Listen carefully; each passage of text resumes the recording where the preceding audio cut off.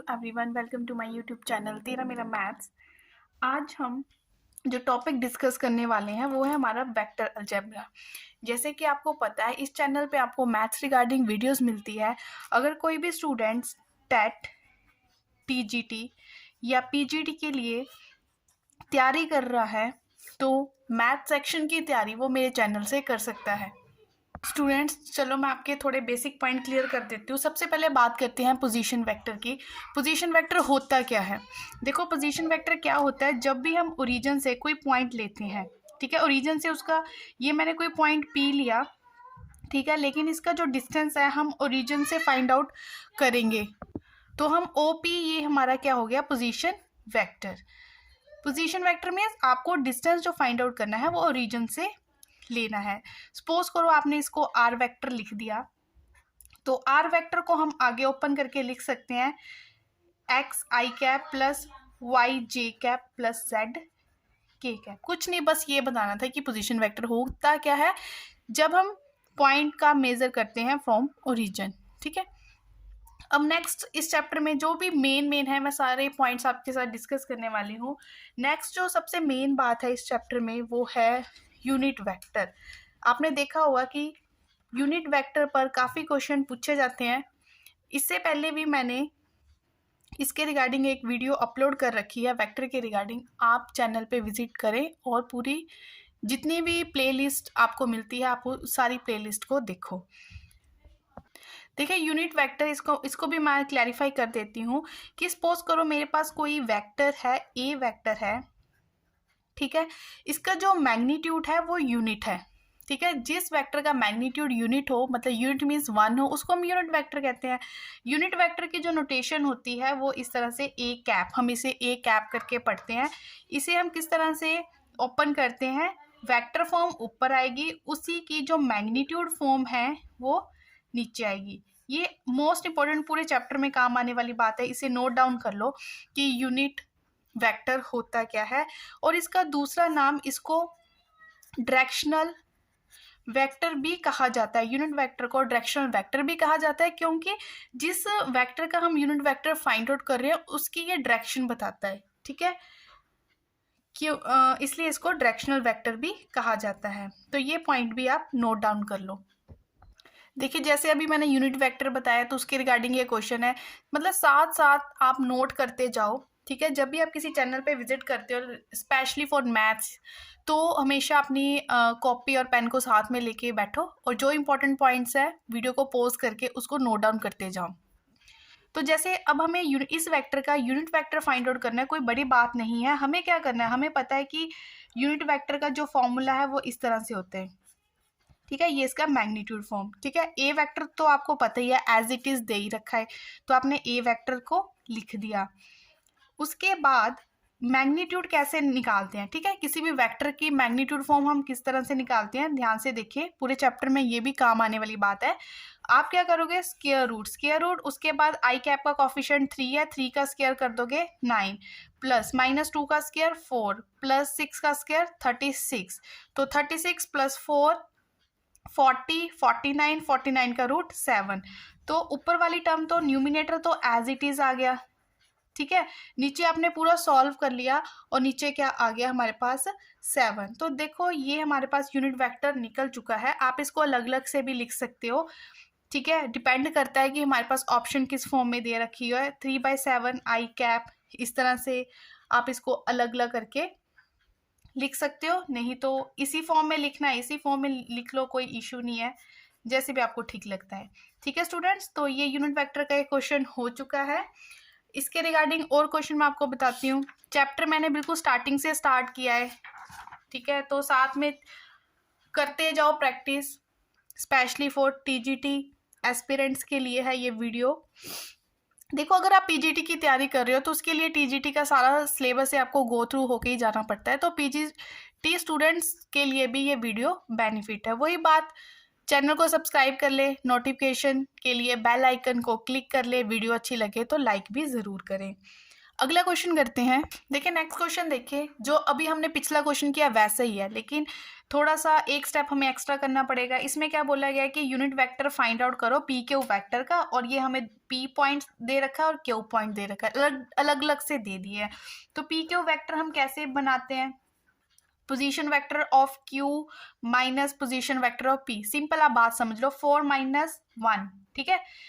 4 - 1 कितना हो गया? 3i कैप प्लस 5 - 2 तो 3j कैप, 6 - 3 3k कैप। ये हमारा वेक्टर बन चुका है। अगर आपको पॉइंट्स दे रखे हो तो आप इस तरह से, ठीक है, मतलब x2 - x1 y2 - y1 इस तरह से करके आप वेक्टर फॉर्म पहले ले लो, ठीक है। अब हमने क्या करना होता है, एक हमें वेक्टर चाहिए होता है। जब भी यूनिट वेक्टर की बात हो तो हमें दो चीजें पता होने चाहिए, क्या? एक वेक्टर, एक उसकी मैग्नीट्यूड फॉर्म। तो मैग्नीट्यूड फॉर्म क्या बन गई इसकी? 3 का स्क्वायर कितना हो गया? 9 + 9 + 9, ठीक है। 9 18 27, टोटल कितना बना इसका? 27। अब आप कर लें, ठीक है। 27 का रूट आप ओपन करें तो 3√3 होता है। तो पोजीशन वेक्टर हम किसका निकाल रहे हैं? पी क्यू का। तो ऊपर आ गई उसकी मैग्नीट्यूड फॉर्म, तो 3 में कॉमन, सॉरी वेक्टर फॉर्म 3 मैंने यहाँ से कॉमन ले लिया, और नीचे क्या आ रही है इसकी? मैग्नीट्यूड फॉर्म, ठीक है। तो 3√3, देखो आंसर आपके सामने है, ये कैंसिल हो गया, ये हो चुका है हमारे पास पी क्यू कैप निकल चुका है, मतलब यूनिट वेक्टर। तो देख लो यूनिट वेक्टर का जस्ट फॉर्मूला माइंड में रखना है, बाकी कुछ नहीं है। तो आई थिंक यूनिट वेक्टर को करो अब क्लोज। इसके रिगार्डिंग आप कुछ और क्वेश्चंस प्रैक्टिस करके देख लो, ठीक है। स्टूडेंट्स देखो, अब मैं अब चैप्टर में अगली बात होती है, यूनिट के बाद बात होती है direction ratios and direction cosine की, ठीक है। जब भी डायरेक्शन रेशियोज की बात होगी तो हम उसे ABC करके डिनोट करोगे, और जब भी डायरेक्शन कोसाइन की बात होगी तो आप उसको LMN करके डिनोट करोगे, ठीक है। सिंपल सी एग्जांपल देके आपको क्लियर करने वाली हूँ कि हमें कोई वेक्टर दे दिया, ठीक है। अब इस वेक्टर के जो DRs होंगे, DR मीन्स डायरेक्शन रेशियोज होंगे, वो क्या होते हैं? देखो वो क्या होंगे, जो भी गिवन वेक्टर है उसका जो भी i j k के कॉफिशेंट्स है, जैसे यहाँ पे 1 है, यहाँ पे 2 है और यहाँ पे -2 है, ठीक है। इनके जो कॉफिशेंट्स होते हैं वो वेक्टर के जो भी कॉफिशेंट्स होते हैं वो हमारे पास DRs होते हैं, ठीक है। चलो ये तो क्लियर हो गया। अब DCs कैसे निकालते हैं? DC means direction cosines. Direction cosines आप कैसे निकालोगे? डायरेक्शन कोसाइन कैसे लोगे? जैसे ये सबसे पहला जो DR है वो ले लिया 1/, सभी का मैग्नीट्यूड, जैसे वेक्टर का मैग्नीट्यूड निकालते हो, कैसे निकालते हो? 1 का स्क्वायर प्लस 2 का स्क्वायर 4 -2 का स्क्वायर भी 4, 4 + 4 8 + 1 9, 9 का √3, मतलब एक निकल गया हमारे पास। इसको जब आपने सॉल्व किया तो कितना आ गया? 1/3। उसी तरह अगला क्या आ गया? 2/3, ठीक है। और इसको जब सॉल्व किया और अगला आ गया -2/3। तो ये DCs हो गए, ये डायरेक्शन कोसाइंस हो गए। डायरेक्शन कोसाइंस तक पहुंचने के लिए DRs पता होने चाहिए, DR के लिए वेक्टर पता होना चाहिए, ठीक है। वेक्टर में से हमने i j k कैप के जो कॉफिशेंट्स उठाए वो हमारे DRs बन गए। DRs के बाद हम निकालते हैं DCs, डायरेक्शन कोसाइंस। उसमें हमने क्या किया? फर्स्ट DR उठाया, नीचे सब वेक्टर का मैग्नीट्यूड, ठीक है। सेकंड DR, नीचे वेक्टर का मैग्नीट्यूड दिस। तो ये होते हैं DRs और DC। इस तरह से हम आके फाइंड आउट करेंगे। देखिए स्टूडेंट्स, अब जो नेक्स्ट क्वेश्चन पूछा गया है वो है कि find the mid point of the line joining the points. मेरे पास ये लाइन है, इस लाइन को ज्वाइन कर रहे हैं दो पॉइंट्स, ठीक है। ये है 2 3 4 और ये है 4 1 -2। मुझे बिल्कुल मिड पॉइंट निकालना है यहाँ पे। सपोज मुझे ये फाइंड आउट करना है, M फाइंड आउट करना है, ठीक है। तो ये क्या है? अब हम इसको वेक्टर फॉर्म में लिखेंगे, ठीक है। तो मिड पॉइंट हम कैसे निकालते हैं? हमें पता है ये x1 + x2 डिवाइडेड बाई 2। मैं सिंपल बताती हूँ, आपने क्या करना है, इसको और इसको प्लस कर लिया और डिवाइडेड बाय 2 + 4 डिवाइडेड बाय 2, ठीक है। ऐसी आपने निकाल लिया 3 + 1 मतलब y के साथ डिवाइडेड बाय 2, 4 - 2 डिवाइडेड बाय 2। आपके पास क्या आ रहा है? 4 + 2 6, यहाँ से 3 आ रहा है, यहाँ से 2 आ रहा है, यहाँ से 1 आ रहा है, ठीक है। ये हमारे पास मतलब इसके कोऑर्डिनेट्स निकल गए 3 2 1। लेकिन ऑप्शन आपके पास क्या है, किस फॉर्म में है? वेक्टर फॉर्म में है। तो आप क्या लिख दोगे? 3i cap + 2j cap + k cap, ठीक है। तो ये हमारा फाइनल आंसर आ चुका है अगर मिड पॉइंट का क्वेश्चन है। बिल्कुल सिंपल है, ठीक है। x1 + x2 डिवाइडेड बाई 2 इस तरह से पॉइंट फाइंड आउट कर दो, फिर उसको आप वेक्टर फॉर्म में लिख दो। Very simple. देखें नेक्स्ट क्वेश्चन और देखें। देखो स्टूडेंट्स, इसी चैप्टर में जो नेक्स्ट टॉपिक आता है वो आता है स्केलर वेक्टर। ठीक है, बड़ा इंपॉर्टेंट एंड इंटरेस्टिंग टॉपिक है। इसमें हमने दो वेक्टर्स लेने होते हैं। जैसे मैंने एक वेक्टर ले लिया ए वेक्टर और बी वेक्टर। अब जो हम बात नोट डाउन नहीं करते वो क्या होती है कि ये दोनों वेक्टर क्या होने चाहिए, नॉन जीरो वेक्टर होने चाहिए, क्योंकि इस पे एमसीक्यू बन सकता है। ठीक है, अगर दोनों में से कोई एक भी नॉन जीरो नहीं है तब बात यहाँ पे नहीं बनने वाली। तो स्केलर को हम डॉट, इसको हम डॉट प्रोडक्ट करके भी बोल सकते हैं। ठीक है, डॉट प्रोडक्ट करके, तो इसको हम इस तरह से रिप्रेजेंट करते हैं, A vector dot B vector is equal to magnitude of A vector magnitude of B vector. Scalar को हम कोस थीटा करके रिप्रेजेंट करते हैं। और इसमें मैंने अभी बोला, अगर एक भी जीरो है, आइदर ए या आइदर बी, दोनों में से कोई भी जीरो है, तो थीटा यहाँ पे डिफाइन नहीं होने वाला। और दूसरी बात आपको क्या पता होनी चाहिए कि जो थीटा की वैल्यू है वो कहाँ से कहाँ लाई करती है। थीटा की वैल्यू 0 और पाई के बीच में लाई करती है। तो आपको यहाँ से जब भी ए डॉट बी की बात होगी तो ये चीज़ आपको पता होनी चाहिए।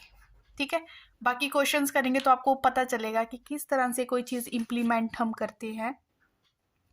उसके बाद अगर कोई एंगल की बात हुई, इसी फॉर्मूले को हम ध्यान से देखते हैं। अगर आपको बोला जाता है कि जी कोस थीटा निकालो, ठीक है, तो कोस थीटा इसी फॉर्मूले से बन गया हमारे पास। इसका फॉर्मूला ए डॉट बी और ये मैग्नीट्यूड दोनों के आगे।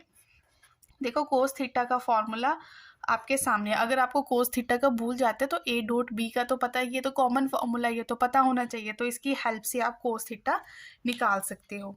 ठीक है स्टूडेंट्स, और इसी फॉर्मूले को अगर आपको ए वेक्टर और बी वेक्टर ओपन करके दे रखा है तो ये फॉर्मूला हमारे पास इस तरह से भी बन जाता है। तो ये बन जाएगा हमारे पास a1 b1 plus a2 b2।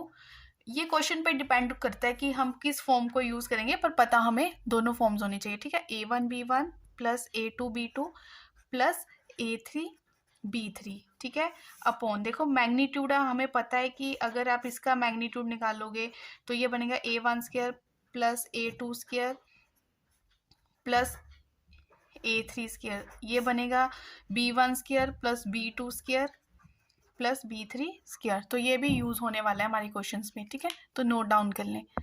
देखिए स्टूडेंट्स, अगली अगर बात होती है, कोई भी क्वेश्चन आपको इस तरह से देखने को मिलता है कि प्रोजेक्शन के रिगार्डिंग क्वेश्चन है। ठीक है, अब इस चीज़ पे हमने फोकस करना होता है किसकी प्रोजेक्शन किसके ऊपर पूछी गई है। ठीक है, तो हम प्रोजेक्शन वाले को कैसे निकालते हैं। जैसे दो वेक्टर्स आपको दे रखे हैं और प्रोजेक्शन की बात हो रखी है, पहले तो आपने क्या कर देना, दोनों का डॉट प्रोडक्ट कर देना, ए डॉट बी अपॉन क्या करना है, नीचे कौन सा वेक्टर आएगा जिसके ऊपर प्रोजेक्शन पूछी गई है, ऑन बी। ठीक है, तो वहां पे नीचे बी का क्या आ गया, मैग्नीट्यूड आ गया। ठीक है, तो ये होता है प्रोजेक्शन का फॉर्मूला है। तो ये कंफ्यूज होते हैं बच्चे की क्रॉस प्रोडक्ट आएगा, डॉट प्रोडक्ट आएगा और नीचे जिसके ऊपर प्रोजेक्शन है जो ऑन करके लिखा होगा उसका मैग्नीट्यूड, उस वेक्टर का मैग्नीट्यूड क्या आएगा, नीचे आएगा। अब मैंने बेसिक बता दिया, अब इसी के रिगार्डिंग हम कुछ क्वेश्चंस करते हैं। वही स्टूडेंट्स बात बोलना चाहूँगी, अगर आप इस चैनल पे नए हो तो चैनल को सब्सक्राइब कर ले। ठीक है, बेस्ट वीडियोस आपको मैथ्स के रिगार्डिंग इस चैनल पे मिलने वाली है अगर आप टीजीटी पीजीटी या टेट की तैयारी कर रहे हो। स्टूडेंट्स, जो नेक्स्ट क्वेश्चन है कि find the angle between vectors, ये हमें दो वेक्टर्स दे दिए हैं, इनके बीच में कितना एंगल है ये चीज़ हमें फाइंड आउट करनी है। तो इसको मान लीजिए कि जो पहला है आपने इसको ए मान लिया, ठीक है, ए वेक्टर मान लिया, और दूसरे वाले को बी वेक्टर। अब याद करो वो बात जो अभी मैं आपके साथ डिस्कस करके हटी हूँ कि आप एंगल किस तरह से फाइंड आउट करोगे। तो स्टूडेंट्स, हमें दो वेक्टर्स की ए वेक्टर और बी वेक्टर दे रखा है, तो हम इस फॉर्मूले का यहाँ पे यूज़ करने वाले हैं। वो हमसे एंगल पूछ रहे हैं, मीन्स हमें थीटा फाइंड आउट करना है, और ये सारा कोस इनवर्स के साथ मल्टीप्लाई होगा। ठीक है, मतलब फॉर्मूला एक बार ध्यान से देख लें, जस्ट अब मैं वैल्यूज पुट करने का काम करूँगी। ठीक है, तो theta is equal to cos inverse, ठीक है, क्या बनने वाला है, a1 b1। a1 क्या है, यहाँ पे 1 और 3, ये 3 आ गया। ठीक है स्टूडेंट्स, यहाँ पे क्या आ गया, 3 -2 ये मल्टीप्लाई हो गए +4 हो गया, और 3 और 1 यहाँ पे आ गया 3। ठीक है, और नीचे क्या आएगा, जो फर्स्ट ए वेक्टर है उसके सभी कॉफिशेंट्स आई जे के कॉफिशेंट्स का स्क्वायर आने वाला है।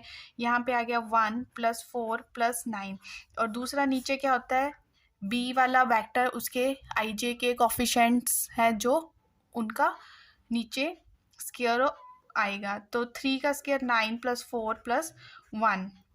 तो नीचे हमारे पास बनने वाला है, देखो ऊपर क्या आ गया, कोस इनवर्स। ठीक है, चलो नेक्स्ट पेज पे हम इसको लिख लेते हैं।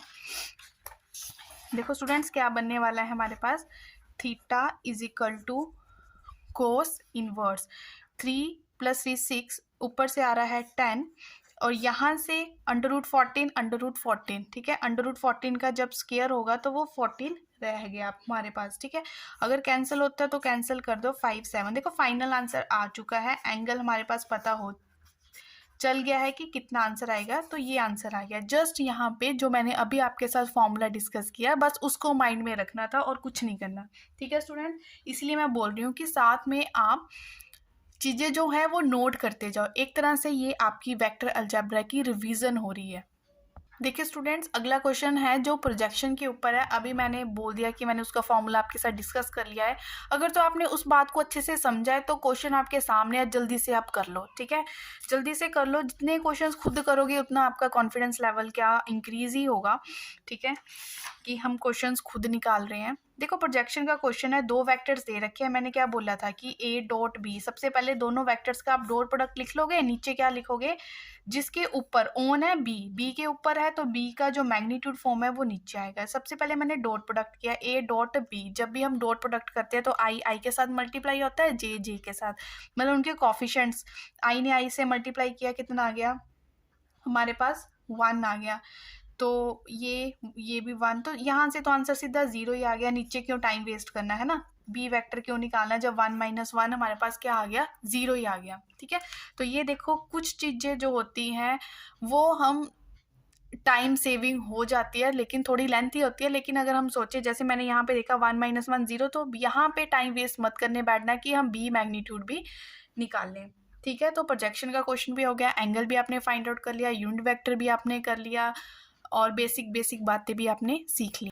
देखिए स्टूडेंट्स, और हमें इस चैप्टर से क्या पूछा जाता है कि हमें दो वेक्टर्स उन्होंने दे दिए, ए वेक्टर दे दिया, बी वेक्टर दे दिया। अब ये भी पूछ सकते हैं कि दो वेक्टर्स जब आपस में परपेंडिकुलर होते हैं तो क्या होता है, जब दो क्या कंडीशन होती है, जब दो वेक्टर्स आपस में पैरेलल हो तो क्या कंडीशन होती है। तो नोट डाउन कर लो इस कंडीशन को। तो जब भी दो वेक्टर्स आपस में परपेंडिकुलर होंगे तब उन दो वेक्टर्स का जो डॉट प्रोडक्ट होगा वो इक्वल टू 0 होगा। अब इस क्वेश्चन में हमें फाइंड पी, ठीक है, हमें पी की वैल्यू यहाँ से फाइंड आउट करनी है कि ये पी कितना है। तो A vector dot B vector, dot product means 4 2 = 8 + 6 3 = 18 और माइनस पी इक्वल टू 0। तो यहाँ से आप देख लें कि 26 - p = 0 और p की वैल्यू आ चुकी है हमारे पास 26, जब दो वेक्टर्स हमारे पास क्या थे, परपेंडिकुलर थे। अगर हमसे पूछा जाए कि दो वेक्टर्स आपस में क्या है, पैरेलल है, तो क्या कंडीशन होगी। तो स्टूडेंट्स हम क्या करते हैं, उनका प्रोपोर्शनल कर देते हैं उनको। तो जैसे 2/4, ठीक है, दिस = 3/6, वो सभी क्या होते हैं, प्रोपोर्शनल होते हैं। अगर पैरेलल का केस है इट मीन्स वो क्या है, proportional means upon x1 / x2 = y1/2 = this. ठीक है, यहाँ से आ गया -1/p। ठीक है, प्रोपोर्शनल जब भी लिखते हैं तो हमेशा सिंपलेस्ट फॉर्म में होना चाहिए हमारे पास। ये 1/2 है, ये यहाँ पे 1/2 है, तो यहाँ पे p कितना आ रहा है, 2, मतलब -2, -2 होगा तभी। अब आप देखो p की वैल्यू सारे 1/2 1/2 1/2, तो p यहाँ पे कितना होना चाहिए, ये भी 1/2 तभी बनेगा ना जब p यहाँ पे कितना होगा, -2 होगा, क्योंकि माइनस माइनस कैंसिल होंगे। तो यहाँ से आंसर आ चुका है। ठीक है, यहाँ से पैरेलल के केस में भी p की वैल्यू निकल चुकी है और परपेंडिकुलर के केस में भी वैल्यू निकल चुकी है। तो क्लियर हो गया होगा, नहीं हुआ तो अच्छे से पॉज करके वीडियो को समझे कि मैंने इस क्वेश्चन में किया क्या है। देखिए स्टूडेंट्स, अगला टॉपिक देखें इसी चैप्टर में। अगला टॉपिक है, जैसे हमने स्केलर प्रोडक्ट जिसको हमने डॉट प्रोडक्ट बोला वो हम पढ़ चुके हैं। अब उसी का एक कॉम्पिटिटर टॉपिक है, वो है वेक्टर प्रोडक्ट, जिसका दूसरा नाम है क्रॉस प्रोडक्ट। ठीक है, तो इसको हम किस तरह से पहले ओपन करते हैं मैं आपको बता दूं। जैसे हमारे पास दो वेक्टर्स हैं A क्रॉस बी। ठीक है, जिस तरह से डॉट प्रोडक्ट कोस में ओपन होता है उस तरह क्रॉस प्रोडक्ट साइन में ओपन होता है। तो ये इतना तो सेम ही है कि magnitude of A magnitude of B, लेकिन यहाँ पे क्या आएगा, साइन थीटा। ठीक है, साइन थीटा एन कैप। तो ये फॉर्मूला आप नोट कर लें, ठीक है, कि क्रॉस प्रोडक्ट का क्या फॉर्मूला होता है। वही बात अगर यहाँ से आपसे साइन थीटा पूछ लिया जाए तो साइन थीटा हमारे पास, ठीक है, यूनिट वेक्टर का केस है जब, तो साइन थीटा आपके पास कितना होगा, आपके पास बन जाएगा ए क्रॉस बी।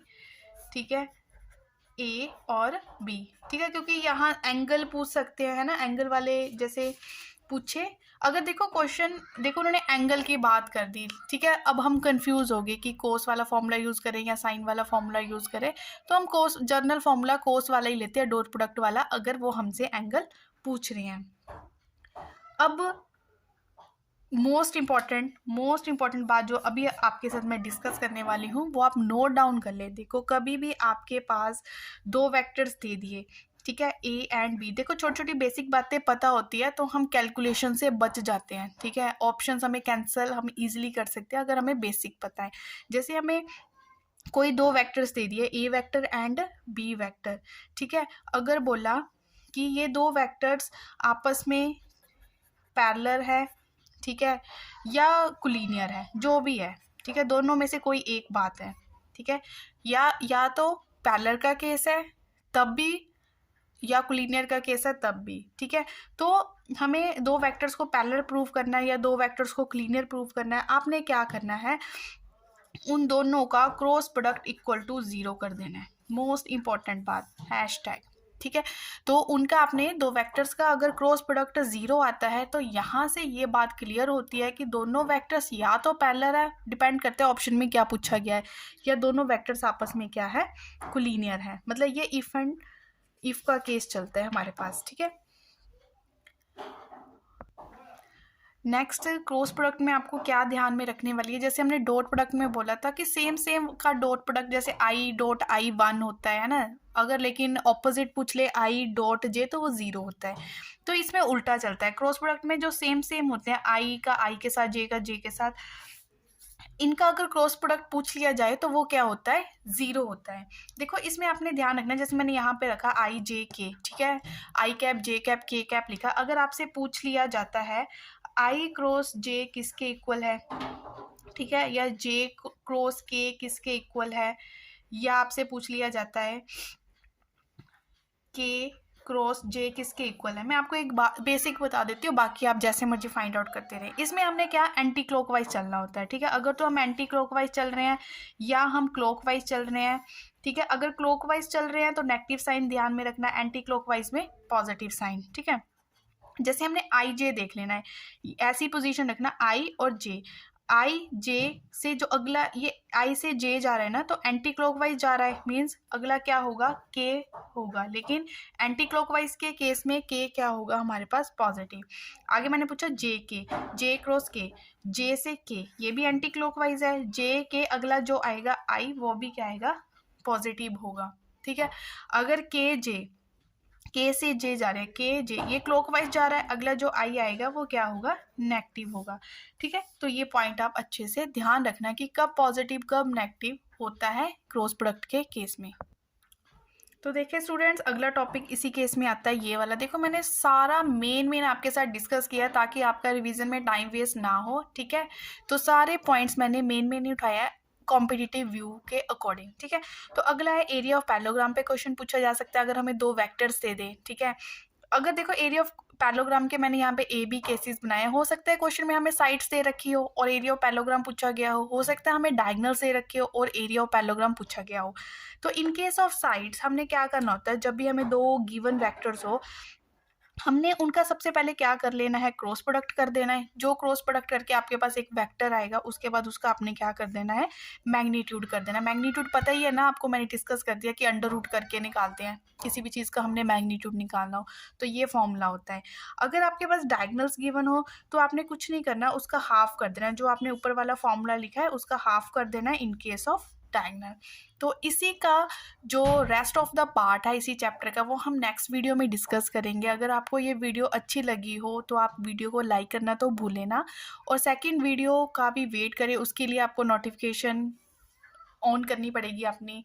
तो स्टूडेंट्स, ये था मेरा अलजेब्रा का फर्स्ट पार्ट। सेकंड पार्ट भी मैं आपके पास लेके आऊँगी। मेरी कोशिश है कि मैं जितने भी टीजीटी के प्रीवियस ईयर के पेपर है उसका मैथ सेक्शन भी सॉल्व करूँ आपके साथ। पहले मैंने एक पेपर सॉल्व किया हुआ है, अगर आप इस चैनल पे नहीं हो तो आप जाके देख सकते हो।